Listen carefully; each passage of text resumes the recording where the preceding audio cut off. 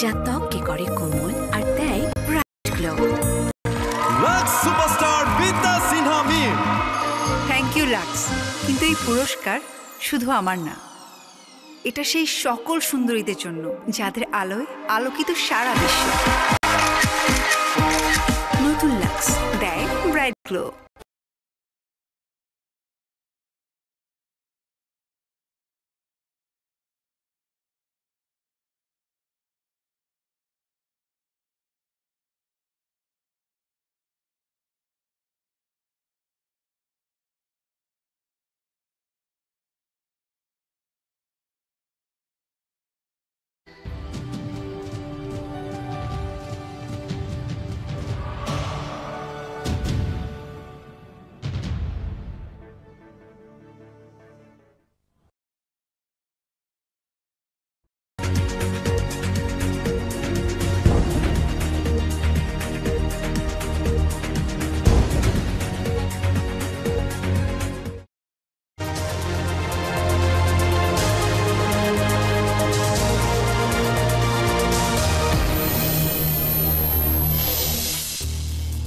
পিলখানা হত্যাকাণ্ডে বিস্ফোরক মামলায় ২৫০ আসামির জামিন। পরবর্তী শুনানির দিন আগামী ১০ ফেব্রুয়ারি।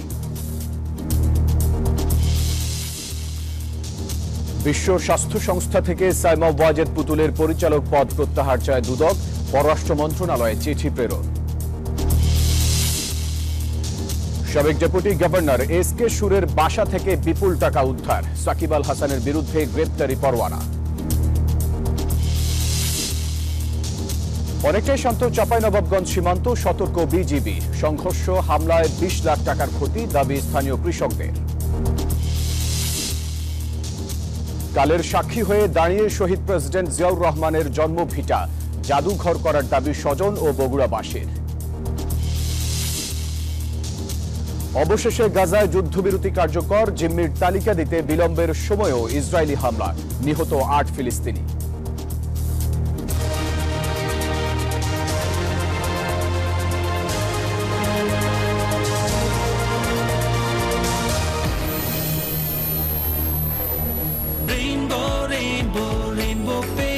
Rainbow Paints, the color of joy. দর্শক স্বাগত নিউজ 24 সংবাদে। পুরো সংবাদে আপনাদের সাথে আছি আমি ফয়সাল মাহমুদ। দেখছিলেন সংবাদ শিরোনামগুলি। শব্দের আরেক নাম, একদম ইউনিক স্ট্রাকচারাল ডিজাইনের কসমিক ডো। এর ওয়াল থিকনেস ও রিপ থিকনেস বেশি থাকা, থেকে 50 বছরেরও বেশি। কসমিক ডো, নিশ্চিন্তে 50 বছর। এবারে পুরো খবর। পিলখানা হত্যাকাণ্ডের ঘটনায় করা বিস্ফোরক মামলায় জামিন পেয়েছেন হত্যা মামলায় খালাসপ্রাপ্ত ও যাদের বিরুদ্ধে কোনো আপিল হয়নি এমন ২ শতাধিক আসামি। রোববার কেরানীগঞ্জের কেন্দ্রীয় কারাগারের ভেতর ঢাকার বিশেষ ট্রাইব্যুনাল ১-এর বিচারক মোহাম্মদ ইব্রাহিম মিয়ার অস্থায়ী আদালত তাদের জামিন দেন। আইনজীবী জানান, হত্যা মামলায় যারা নিম্ন আদালত থেকে খালাস পেয়েছেন এবং যাদের ক্ষেত্রে সেই রায়ের বিরুদ্ধে সরকার আপিল করেনি, যাদের হাইকোর্ট পর্যন্ত আর কোনো সাজা নেই, সেই ২৫০ জনকে জামিন দিয়েছে আদালত। পরবর্তী শুনানির জন্য ১০ ফেব্রুয়ারি তারিখ নির্ধারণ করা হয়েছে।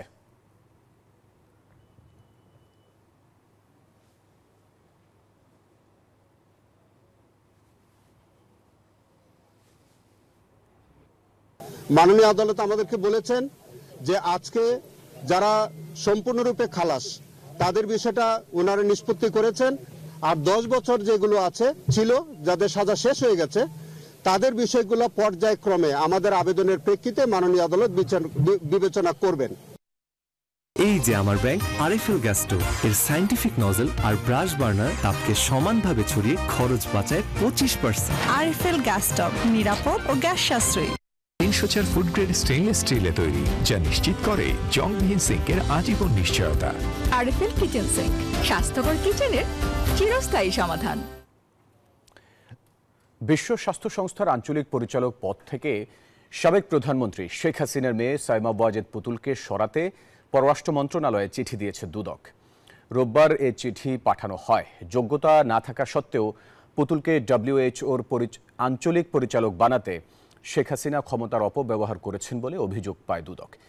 এই অভিযোগের প্রাথমিক তথ্য যাচাই শেষে গত 15 জানুয়ারি অনুসন্ধানের সিদ্ধান্ত নেয় প্রতিষ্ঠানটি।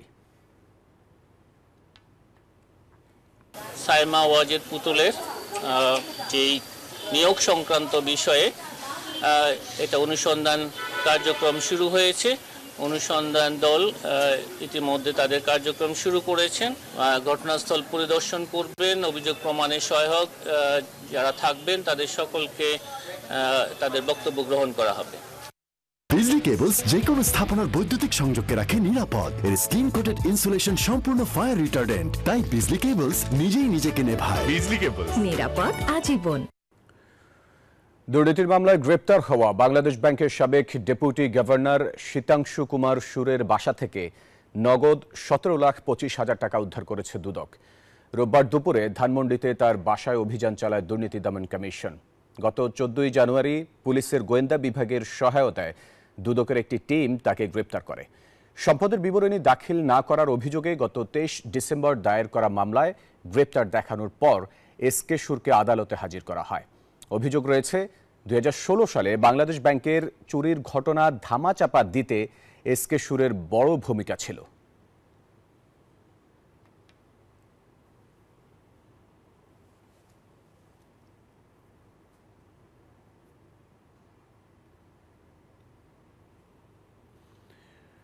চেক প্রতারণার মামলায় ফাঁসলেন সাবেক এমপি ও জাতীয় দলের ক্রিকেটার সাকিব আল হাসান। তার বিরুদ্ধে গ্রেপ্তারি পরোয়ানা জারি করেছেন আদালত। শুনানিতে হাজির না হওয়ায় পরোয়ানা জারি হয়েছে সাকিবের প্রতিষ্ঠানের আরও 2 কর্মকর্তার বিরুদ্ধে। অভিযোগে বলা হয়েছে ঋণের বিপরীতে 4 কোটি 15 লাখ টাকা 2টি চেক দেয়া হলেও টাকা পাওয়া যায়নি। বাংলাদেশ ক্রিকেটের নক্ষত্র সাকিব আল হাসানের যেন চলছে শনির দশা। একের পর এক খারাপ খবরে উঠে আসছেন সংবাদের শিরোনামে। এবার আইএফআইসি ব্যাংকের চেক ডিজনার মামলায় গ্রেপ্তারি পরোয়ানা জারি হয়েছে তার নামে। গত 15 ডিসেম্বর ব্যাংকের পক্ষ থেকে সাকিব সহ 4 জনের বিরুদ্ধে আদালতে মামলা দায়ের করা হয়।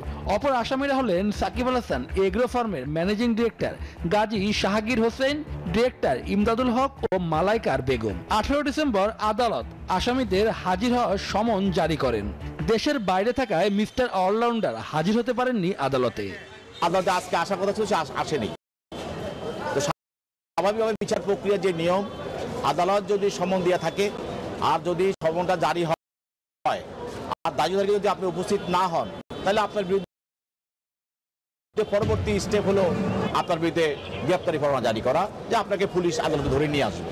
কোম্পানিটি 2017 সালে ওয়ার্কিং ক্যাপিটাল হিসেবে 1 কোটি এবং টার্ম লোন হিসেবে 1.5 কোটি টাকা বনানী শাখার আইএফআইসি ব্যাংক থেকে নেয়। পরবর্তীতে ওয়ার্কিং ক্যাপিটাল হিসেবে নেওয়া টাকা সময় মতো পরিশোধ না করায় ব্যাংকটি এই টাকা মেয়াদি লোনে পরিবর্তন করে। টাকা ফেরত চেয়ে কয়েক দফা নোটিশ দেওয়ার পর কোম্পানিটি ব্যাংকে চলতি বছরের 4 ডিসেম্বর 4 কোটি 14 লাখ টাকার 2টি চেক দেয়।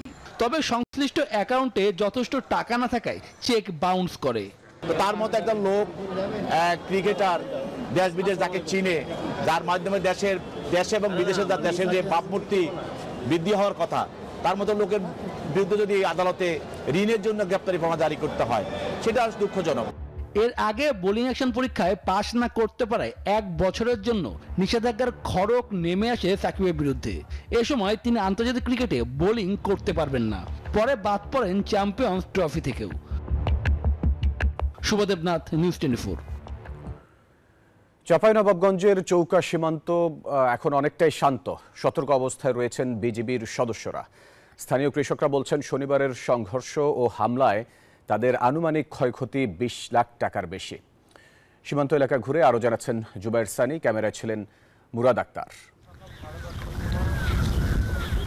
চাঁপাইনবাবগঞ্জের শিবগঞ্জের চৌকা সীমান্তের 177 নম্বর পিলার। কিছুটা দূরে পাহারায় 2 জন বিএসএফ সদস্য, সতর্ক বিজিবি সদস্যরাও। পরিস্থিতি দেখে খুব স্বাভাবিক মনে হয়, তবে পিলারের বাংলাদেশ অংশের আম বাগানের দিকে তাকালে অবাক হবেন যে কেউ। বেশিরভাগ গাছই কাটা, ফসলের উপর যেন কিছুক্ষণ আগে ঝড় বয়ে গেছে। শনিবার ভারতের বেসামরিক নাগরিকরা বাংলাদেশ অংশের আম বাগান ও ফসলি জমিতে হামলা চালায়। প্রতিরোধে এগিয়ে আসেন বাংলাদেশিরাও। কাটা তার বেড়া দেয়া এই গন্ডগোল, কখনো এই যে আপনার জনগণ ঘাস করা করেনি এই গন্ডগোল। ভারতের অন্যায়কে কোনদিন বরদাস্ত করেনি। আজকে তো আবার মানুষ একটা ভাবছে যে এই তো হয়তো এই এর মনোভাব তো আলাদা ভারতের, কাজে আমরা তার কোনো কথা জবাব দিতে আমরা পিছপা নই। সংঘর্ষে বেশি ক্ষতিগ্রস্ত বাংলাদেশি কৃষকরা। এই যেমন বৃদ্ধ আলতাফ হোসেন, সীমান্তের ঠিক পাশেই তার ক্ষেত, ক্ষয়ক্ষতি 50,000 টাকার মতো। 3 রশি ব্রিজ করে ফাঁড় করে মনে করো ফসল বর্ডার পর্যন্ত 1 মাইল জায়গার ফসল পানি সবকে শেষ করে ফেলে দিয়েছে। আলতাফ হোসেনের মতো অনেক কৃষকই হয়েছেন ক্ষতিগ্রস্ত। ক্ষতির পরিমাণ 20 লাখ টাকার বেশি। ভারতের তো কোনো ক্ষতি হয় নাই, আমাদের বাংলাদেশের মোটামুটি 50 লক্ষ টাকার মতন ক্ষতি হয়েছে। বিএসএফ বললো যে আপনারা আপনার জনগণ সরিয়ে নেন, আমরা আমাদেরকে সরিয়ে নিচ্ছি, কিন্তু তার আগে তারা ব্যাপক ক্ষতি করলো। বিজিবি বলছে সীমান্ত এখন শান্ত, চলছে সতর্ক নজরদারি। বর্তমানে পরিস্থিতি স্বাভাবিক, সেই জন্য বিজিবির পাশাপাশি আমাদের এলাকার জনগণ এবং এলাকার স্থানীয় চেয়ারম্যান সাহেব আছেন, এখানকার মেম্বার সাহেবরা আছেন, সবাই আমরা একসাথে কাজ করব। সংঘর্ষ এড়াতে গ্রামবাসীরা যেন সীমান্তের কাছাকাছি না যায় সে বিষয়ে বিজিবির পক্ষ থেকে সতর্ক করা হচ্ছে। গতকালকে সীমান্ত সংঘাতের পর আজও উত্তেজনা ছড়াচ্ছে এই সীমান্ত। বিজিবির সতর্ক প্রহরা এবং সীমান্তের এই জমিতে কৃষকদের কাজ করতে না পারায় উদ্বেগ বাড়ছে আরো। কৃষকরা বলছেন তারা যেন দ্রুত তাদের জমিতে কাজ করতে পারেন সেই ব্যবস্থা করা হোক। জুবাইর সানি, নিউজ 24, চাঁপাইনবাবগঞ্জ। দেশের সীমান্ত নিরাপদ আছে, রক্ত দিয়ে হলেও সীমান্ত নিরাপদ রাখা হবে, কেউ কোনো ক্ষতি করতে পারবে না, এমনটি মন্তব্য করেছেন স্বরাষ্ট্র উপদেষ্টা মোহাম্মদ জাহাঙ্গীর আলম চৌধুরী। রোববার দুপুরে রাজধানীর তেজগাঁও ভূমি অফিসে এক অনুষ্ঠানে সাংবাদিকদের সঙ্গে আলাপকালে তিনি এসব কথা বলেন। স্বরাষ্ট্র উপদেষ্টা বলেন, বিএসএফ এবং বিজিবির মধ্যে আলোচনা চলছে। চাঁপাইনবাবগঞ্জ সীমান্তে যে উত্তেজনা তৈরি হয়েছে শিগগিরই তার সমাধান হবে। আগে কিছুটা ছাড় দেওয়া হলেও এখন সীমান্তে কোনো ছাড় দেওয়া হবে না বলেও জানান স্বরাষ্ট্র উপদেষ্টা। বিএসএফ এবং বিজিবির ভিতর আলোচনার মাধ্যমে এটা একটা সমাধান হয়ে গেছে। আর ওই জানেন বর্ডার বেল্টে ওই কিছু কিছু জায়গা আছে যে জায়গায় ওই এই পার্টি ওই পার্টি ওখানে যায়, এরা এদিকে আসে, এই সমস্যাটা আছে এবং এটা অচিরেই সমাধান হয়ে যাবে। বিজিবি কিন্তু সবসময় সীমান্তে অ্যালার্ট আছে এবং আমাদের সীমান্ত সম্পূর্ণভাবে সুরক্ষিত আছে। 4 সংস্কার কমিশন যেসব প্রস্তাব দিয়েছে তা বাস্তবায়নে রাজনৈতিক দলগুলোর ঐকমত্য দরকার, কারণ ঐকমত্য ছাড়া সংস্কার সম্ভব নয়, এমনটি বলেছেন বিএনপি মহাসচিব মির্জা ফখরুল ইসলাম আলমগীর। গণতন্ত্র প্রতিষ্ঠার জন্য প্রয়োজনীয় সংস্কার শেষে দ্রুত নির্বাচন দিতে অন্তর্বর্তী সরকারের প্রতি আহ্বান জানিয়েছেন তিনি। বিএনপি প্রতিষ্ঠাতা সাবেক রাষ্ট্রপতি জিয়াউর রহমানের 89তম জন্মবার্ষিকী শ্রদ্ধা জানাতে রাজধানীর শেরেবাংলা নগরে জিয়া উদ্যান এলাকায় দলীয় নেতাকর্মীদের সরব উপস্থিতি। বেলা 11টার দিকে বিএনপি মহাসচিব মির্জা ফখরুল ইসলাম আলমগীর দলের স্থায়ী কমিটির সদস্য ও সিনিয়র নেতাদের সঙ্গে নিয়ে শহীদ জিয়ার সমাধিতে শ্রদ্ধা জানান। আত্মার মাগফিরাত কামনায় করেন দোয়া ও মুনাজাত। পরে গণমাধ্যমের সঙ্গে কথা বলেন বিএনপি মহাসচিব, জানান শহীদ জিয়াউর রহমানের আদর্শ ধারণ করেই পথ চলছে বিএনপি। এই মহান নেতা তিনি যে দলকে তৈরি করেছেন সেই দল আজকে এত বছর পরেও সমস্ত বাধা বিপত্তি উপেক্ষা করে বাংলাদেশের সর্ববৃহৎ রাজনৈতিক দলে পরিণত হয়েছে। কথা বলেন সংস্কার কমিশনের প্রতিবেদন ও আগামী নির্বাচন প্রসঙ্গে। সংস্কার এবং নির্বাচনের মধ্যে কোনো বিরোধ নেই, সংস্কারও চলবে, নির্বাচন হবে এবং যে সরকার আসবে, যারা যে দল সরকারে আসবে তারা সেই সংস্কারগুলোকে এগিয়ে নিয়ে যাবে। আমরা আমাদের দলের পক্ষ থেকে আমরা পরিষ্কার করে বলতে পারি যে আমরা প্রতিটি সংস্কারকে এগিয়ে নিয়ে যাব। বিএনপির পর অঙ্গ ও সহযোগী সংগঠনের নেতাকর্মীরা শ্রদ্ধা জানান শহীদ প্রেসিডেন্ট জিয়াউর রহমানের সমাধিতে। বাংলাদেশের রাজনীতিতে এক মহানায়কের নাম শহীদ রাষ্ট্রপতি জিয়াউর রহমান। জাতির ক্রান্তিলগ্নে হাল ধরেছিলেন তিনি বারবার, এবং তার যে ইতিবাচক রাজনীতি সেই রাজনীতিকে এখনও ধারণ করছেন এদেশের মানুষ। বিএনপি নেতাকর্মীরা বলছেন জিয়ার আদর্শ অনুসরণ করে আগামী দিনে বাংলাদেশে গণতন্ত্র প্রতিষ্ঠা করতে চায় বিএনপি। সাইফুল ইসলাম, নিউজ 24, ঢাকা। কালের সাক্ষী হয়ে দাঁড়িয়ে আছে শহীদ প্রেসিডেন্ট জিয়াউর রহমানের স্মৃতি বিজড়িত জন্মভূমির বাড়িটি। বগুড়ার বাগবাড়িতে এখানেই শৈশব কৈশোর কেটেছে বিএনপির প্রতিষ্ঠাতার। তার স্মৃতি ধরে রাখতে আজও বাড়িটি ভাঙেনি কেউ। বাড়িটিকে ঐতিহাসিক জাদুঘর করার দাবি স্বজন ও স্থানীয়দের। বগুড়া থেকে আব্দুস সালাম বাবুর তথ্য ছবিতে ডেস্ক রিপোর্ট। বগুড়ার গাবতলীর বাগবাড়ি গ্রামের কমল। গ্রামের কাদামাটি, জল ও জমির আইল ধরে বেড়ে ওঠা কিশোর কমল একদিন বাংলাদেশের শীর্ষ ব্যক্তিত্বে পরিণত হন। তিনি বিএনপির প্রতিষ্ঠাতা ও শহীদ প্রেসিডেন্ট জিয়াউর রহমান। বগুড়ায় তার বাড়িটি এখন কালের সাক্ষী। রাষ্ট্র ক্ষমতায় প্রধান ব্যক্তিত্ব হয়েও অতি সাধারণ ছিলেন জিয়াউর রহমান। 129 বছরের পুরনো বাড়িটিতে মিশে আছে তার স্মৃতিচিহ্ন। 1895 সালে 2 তলা পাকা বাড়ি নির্মাণ করেন জিয়াউর রহমানের পূর্বপুরুষেরা। বাড়ির ভিতরে পশ্চিম পাশে একটি দোতলা পাকা ঘর আছে। জিয়ার ব্যবহৃত খাট, ড্রেসিং টেবিল সহ কিছু আসবাব, আর কিছু আছে চট্টগ্রাম জাদুঘরে। বাড়ির সামনের অংশে বড় পরিসরে খোলা জায়গা, যেখানে পারিবারিক গোরস্থান। পূর্ব পাশের সরোবর খালটি কৃষি জমিতে সেচের জন্য নিজেই খনন করেন জিয়াউর রহমান। তার স্মৃতি ধরে রাখতেই বাড়িটি আর নতুনভাবে নির্মাণ করা হয়নি, তবে সংস্কার করা হয় প্রতি বছর। এই বাড়ি দেখতে আসেন দূর দূরান্তের অনেকে। জিয়াকে নিয়ে অজস্র স্মৃতির কথা জানালেন তার শতবর্ষী চাচা মুজিবুর রহমান। সাঁতার কাটছি, কথাবার্তা কইছো, ওই যে পুকুর দেখলেন, ওই পুকুর আসলো নয়, হাতের নামাতে পুকুর, ওটি ওই র্যাঙ্কের সগলি সাইড হয়ে বসেছে, বসে সাঁতার কাটছে। মৃত্যু পর্যন্ত চেহারার কোনো পরিবর্তন আসে নাই, একই চেহারা আসলো। তরুণ প্রজন্ম জিয়াউর রহমানের আদর্শ বুকে ধারণ করে বলে জানান এলাকাবাসী ও জনপ্রতিনিধিরা। মানুষ হিসেবে, আদর্শ মানুষ হিসেবে তার চেহারা দেখা গেছে।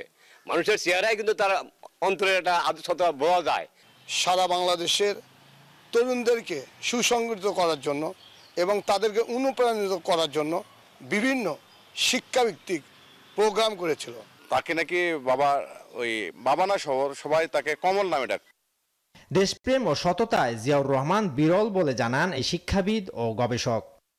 সেই সময় একজন জিয়াউর রহমান প্রমাণ করে গেছেন যে সততার উপরে দাঁড়িয়ে থেকে দেশ পরিচালনা করলে প্রশংসিত হওয়া যায়। তিনি প্রশংসিত হচ্ছেন। বিশ্বের কোনো দেশে আরেকজন জিয়াউর রহমান খুঁজে পাওয়া কিন্তু বিরল। বাড়িটিকে আগামী প্রজন্মের জন্য ইতিহাস সমৃদ্ধ একটি জাদুঘর করার দাবি স্থানীয়দের। Desk report, news 24।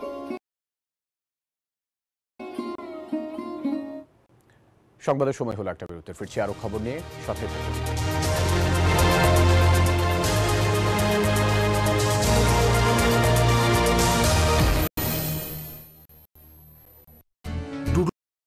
নুডলস খান নাই? তাহলে তো নুডলসই খান নাই। নুডলস খান নাই তো নুডলসই খান নাই।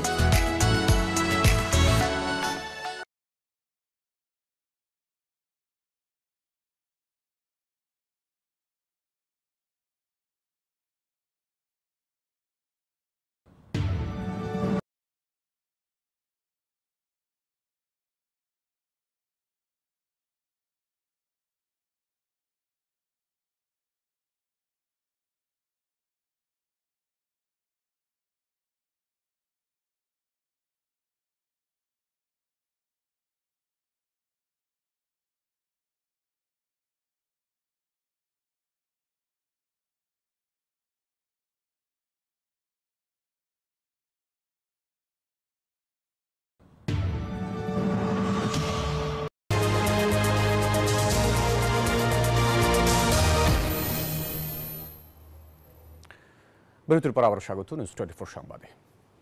কোনো রাজনীতির মধ্যে ঢুকতে চায় না বর্তমান নির্বাচন কমিশন। কমিশনের সবাই সংবিধান অনুযায়ী কাজ করতে চান, নিশ্চিত করতে চান সুষ্ঠু এবং গ্রহণযোগ্য ভোট। এসব কথা জানান প্রধান নির্বাচন কমিশনার AMM নাসির উদ্দিন। রোববার সকালে ভোটার তালিকা হালনাগাদ কার্যক্রমে UNDPর সরঞ্জাম সহায়তা হস্তান্তর অনুষ্ঠানে এসব কথা বলেন তিনি। কাল থেকে শুরু হচ্ছে বাড়ি বাড়ি গিয়ে ভোটার তালিকা হালনাগাদ কর্মসূচি। গত কয়েক বছর ধরে রাজনৈতিক দলের নির্দেশ মানতে গিয়ে দেশের সামগ্রিক নির্বাচনী ব্যবস্থা ধ্বংস হয়ে গেছে, যে কারণে একদিকে ইসি বিতর্কিত হয়েছে, ভোটে আগ্রহ হারিয়েছে সাধারণ মানুষ। বদলে যাওয়া বাস্তবতায় সিইসি বলছেন কোন পক্ষের রাজনীতিতে ঢুকতে চান না তারা, সুষ্ঠু ভোট করাই একমাত্র লক্ষ্য। আমরা রাজনীতির মধ্যে ঢুকতে চাই না, আইন কানুন বিধিবিধান সিস্টেমের মধ্যে থাকবো, একদম ক্লিন স্লেট। আমরা চাই যে একদম স্ট্রেট, যাতে সবাই একটা ফ্রি ফেয়ার গেম আমরা উপহার দিতে চাই। সব players can play freely under the rules of the game. সকালে ভোটার তালিকা হালনাগাদ কার্যক্রমে ইউএনডিপি সরঞ্জাম সহায়তা হস্তান্তর অনুষ্ঠানে এসব কথা বলেন প্রধান নির্বাচন কমিশনার। বাড়ি বাড়ি গিয়ে ভোটার তালিকা হালনাগাদ করার জন্য ল্যাপটপ, স্ক্যানার সহ অন্যান্য উপকরণ দিয়ে নির্বাচন কমিশনকে সহায়তা করছে ইউএনডিপি। এ সময় ইউএনডিপির প্রতিনিধিরা জানান, নির্বাচনে সহায়তা করার বিষয়ে রাজনৈতিক দল সহ সকল অংশীজনের সঙ্গে আলোচনা করছেন তারাও। নির্বাচন কমিশনের চাহিদা অনুযায়ী ইউএনডিপি পর্যালোচনা করছে কিভাবে সহায়তা দেওয়া যায়। রাজনৈতিক দল, সিভিল সোসাইটি সহ বিভিন্ন অংশীজনদের সাথে আলোচনা করছে। এরই অংশ হিসেবে ভোটার তালিকা হালনাগাদের মতো গুরুত্বপূর্ণ কাজে এই সহায়তা দেওয়া হচ্ছে। এই সহযোগিতা অব্যাহত থাকবে। ভোটার তালিকা হালনাগাদে সচেতনতা বৃদ্ধিতেও সহায়তা করবে ইউএনডিপি। পরে সিইসি এবারের ভোটার তালিকাকে বিতর্কের ঊর্ধ্বে রাখতে পারবেন বলে আশা প্রকাশ করেন। 65,000 লোক কাজ করবে বিভিন্ন লেভেলে, তার মানে আমরা একটা huge programme, we have undertaken a huge programme, যাতে কুইকলি এই কাজটা আমরা within the time, specified time আমরা শেষ করতে পারি। গত 2 জানুয়ারি খসড়া ভোটার তালিকা প্রকাশ করে নির্বাচন কমিশন।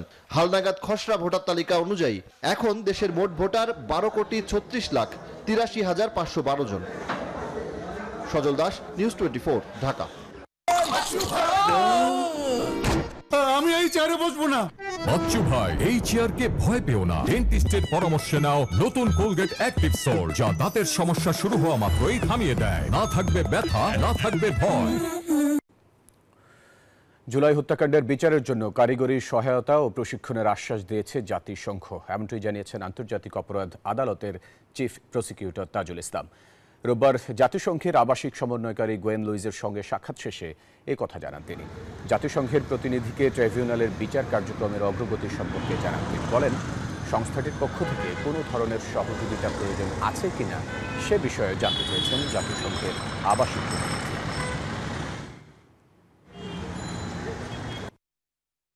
ভবিষ্যতে তারা আরও অধিকতর ট্রেনিং প্রোগ্রামের আয়োজন করবেন জাতিসংঘের তত্ত্বাবধানে, সে আশ্বাস দিয়েছেন। প্রযুক্তিগত সহযোগিতার আশ্বাসও দিয়েছেন এবং তারা আমাদের জানিয়েছেন যে এই কার্যক্রম যেহেতু বাংলাদেশের মানুষের মধ্যে এই বিচারের ব্যাপারে যে আকাঙ্ক্ষা আছে, যে অপরাধ এখানে হয়েছে, যে ভিকটিম পরিবার যাদের স্বজনদেরকে হারিয়েছে, প্রিয়জনদের হারিয়েছে, তাদের বিচার প্রাপ্তির যে অধিকার আছে, সেই বিষয়ে এই বিচারটা যাতে ভালোভাবে হয় সেই জন্য জাতিসংঘ এই প্রক্রিয়াকে সমর্থন জানাবে। এলো instant milk powder happy cow, যেমন সাশ্রয়ী তেমনি পুষ্টিগুণে ভরপুর। আর এটা নিউজিল্যান্ডের গরুর দুধ। হ্যাপি কাউ, গরুর দুধের স্বাদ সবাই পাক। কম দামে ইলিশ মাছ বিক্রির কার্যক্রম উদ্বোধন করল বাংলাদেশ মৎস্য উন্নয়ন কর্পোরেশন। রোববার রাজধানীর কারওয়ান বাজারে এর আয়োজন করা হয়। ইলিশ মাছের সরবরাহ ও দাম নিয়ে যেসব প্রতিবন্ধকতা রয়েছে তা দূর করতে এই উদ্যোগ। এই কার্যক্রমের আওতায় 450 থেকে 850 গ্রাম ওজনের ইলিশ মাছ 600 টাকায় বিক্রি করা হচ্ছে। অনুষ্ঠানে প্রধান অতিথি ছিলেন মৎস্য ও প্রাণী সম্পদ মন্ত্রণালয়ের উপদেষ্টা ফরিদা আক্তার। তিনি আশা প্রকাশ করে বলেন, এই কার্যক্রম সাধারণ ক্রেতাদের মাঝে ব্যাপক সাড়া ফেলবে।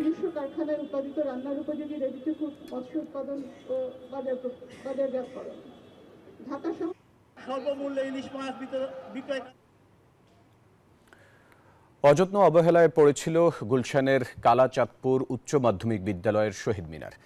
আগামী 1 ফেব্রুয়ারির মধ্যে শহীদ মিনারটি পূর্ণাঙ্গভাবে সংস্কার করে দেওয়ার কথা জানিয়েছেন ঢাকা মহানগর উত্তর যুব দলের আহ্বায়ক শরীফউদ্দিন জুয়েল। তার আহ্বানে স্থানীয় বিএনপির নেতাকর্মী ও গণ্যমান্য ব্যক্তিরা শহীদ মিনারটি পরিদর্শন করেন। সবাই মিলে পরিষ্কারের পর শহীদ মিনারে রঙের কাজ করা হয়। স্কুলটির একজন প্রাক্তন ছাত্র হিসেবে তিনি বলেন, মাতৃভাষা দিবসে শিক্ষার্থীরা যেন মনে আনন্দ নিয়ে ভাষা শহীদদের প্রতি শ্রদ্ধা জানাতে পারে, সেজন্য তার এই উদ্যোগ। ভবিষ্যতে স্কুলটির সার্বিক উন্নয়ন নিয়ে পরিকল্পনার কথাও জানান তিনি।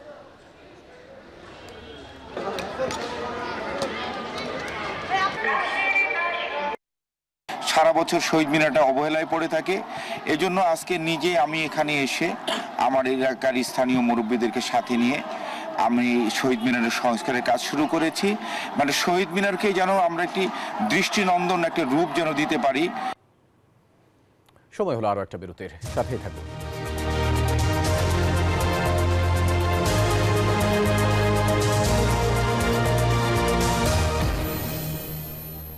নুডলস খান নাই? তাহলে তো নুডলসই খান নাই।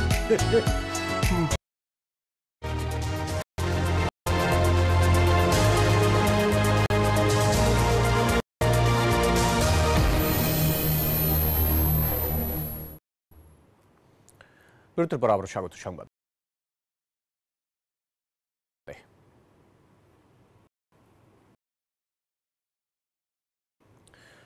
তত্ত্বাবধায়ক সরকার ব্যবস্থা ফেরাতে রিভিউ আবেদনের শুনানি পিছিয়ে 9 ফেব্রুয়ারি ধার্য করেছেন আপিল বিভাগ। সকালে বিচারপতি মোহাম্মদ আশফাকুল ইসলামের নেতৃত্বাধীন আপিল বিভাগ এ আদেশ দেন। বিএনপির আবেদনের প্রেক্ষিতে গত 1 ডিসেম্বর প্রধান বিচারপতি ডক্টর সৈয়দ রেফাত আহমেদের নেতৃত্বাধীন আপিল বিভাগ এই রিভিউটি 19 জানুয়ারি শুনানির দিন ধার্য করেন। তত্ত্বাবধায়ক সরকার ব্যবস্থা বাতিল সংক্রান্ত সংবিধানের 13 সংশোধনী বাতিলের রায়ের বিরুদ্ধে 16 অক্টোবর রিভিউ আবেদন করেন বিএনপির মহাসচিব মির্জা ফখরুল ইসলাম আলমগীর। তার আগে এ বিষয়ে রিভিউ করেন সুশাসনের জন্য নাগরিক সুজনের সম্পাদক ডক্টর বদিউল আলম মজুমদার। এছাড়া বাংলাদেশ জামায়াতে ইসলামীর পক্ষে দলটির সেক্রেটারি জেনারেল অধ্যাপক মিয়া গোলাম পরওয়ার রিভিউ আবেদন করেন। এসব রিভিউ আবেদনের একসাথে শুনানির জন্য নির্ধারণ করা হয়।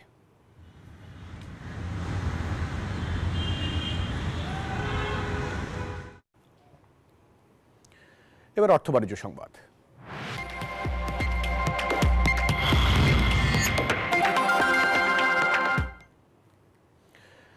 বিশ্বের বিভিন্ন দাতা সংস্থাগুলোর কাছ থেকে ভালো সাড়া পাচ্ছে বর্তমান সরকার, এমনটি জানান অর্থ উপদেষ্টা ডক্টর সালেউদ্দিন আহমেদ।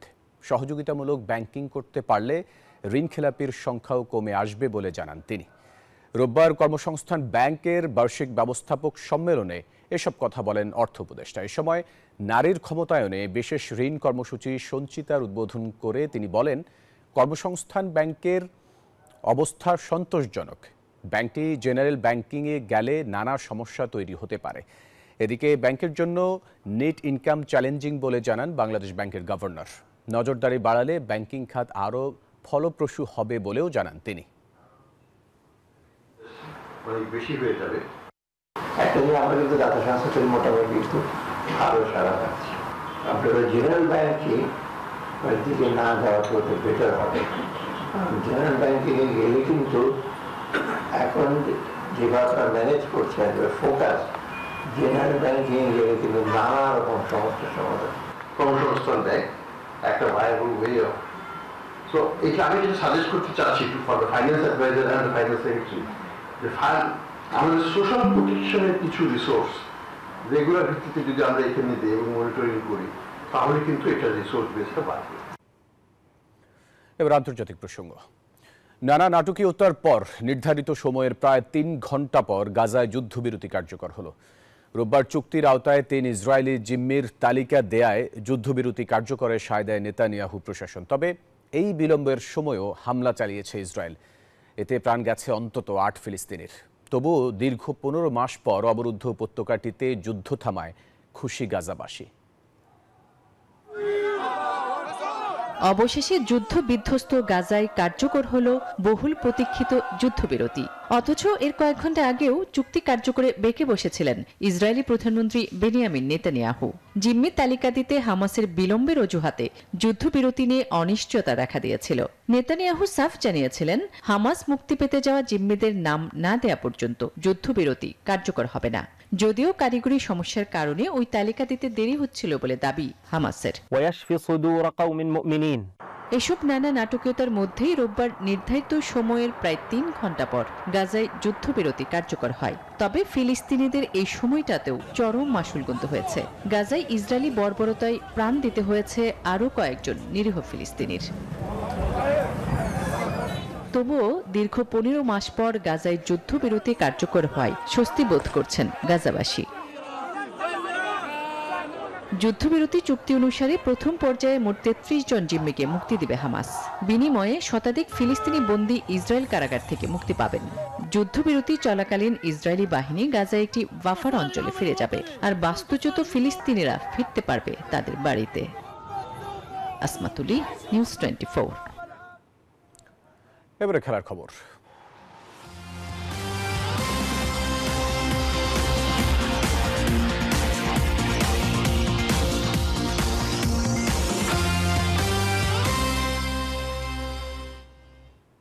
প্রিন্স আগা খান শিয়া ইমামি ইসমাইলি কাউন্সিলের পৃষ্ঠপোষকতায় কুর্মিটোলায় অনুষ্ঠিত হয়ে গেল ৫১তম Aga Khan gold cup golf tournament. শুক্রবার সকালে বাংলাদেশ বিমান বাহিনীর প্রধান air chief marshal Hasan Mahmud খানের উদ্বোধন করেন। উপস্থিত ছিলেন ব্রিগেডিয়ার জেনারেল মোহাম্মদ তৌহিদ হোসেন, ব্রিগেডিয়ার জেনারেল আবিদুর রেজা খান সহ আরও অনেকে।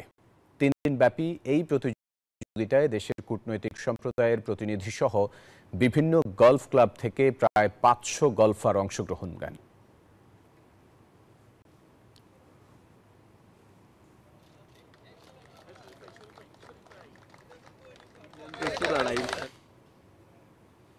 দর্শক, ছিল নিউজ 24 সংবাদে এতক্ষণ সাথে থাকার জন্য ধন্যবাদ সবাইকে।